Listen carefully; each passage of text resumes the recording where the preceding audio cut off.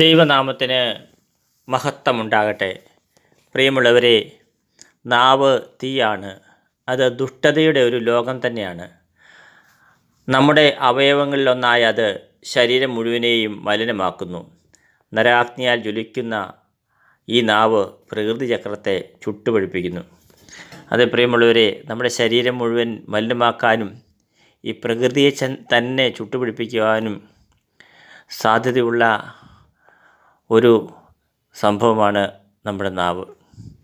അതിനാൽ നമ്മുടെ നാവിനെ നമുക്ക് നിയന്ത്രിക്കാം, ശുദ്ധതയോടെ സംസാരിക്കാൻ ശ്രമിക്കാം, നല്ലത് സംസാരിക്കാൻ ശ്രമിക്കാം. പ്രത്യേകിച്ച് നാവിനെ നിയന്ത്രിച്ച് ജീവിക്കുമ്പോൾ നമ്മളെ തന്നെ നിയന്ത്രിക്കാൻ കർത്താവിൻ്റെ കൃപ നമുക്ക് ലഭിക്കും. ദൈവം നിങ്ങളെല്ലാവരെയും സമർത്ഥമായി അനുഗ്രഹിക്കട്ടെ, സഹായിക്കട്ടെ എന്ന് പ്രാർത്ഥിക്കുന്നു. പിതാവിൻ്റെയും പുത്രൻ്റെയും പരിശുദ്ധാത്മാവിൻ്റെ നാമത്തിൽ ആമേൻ.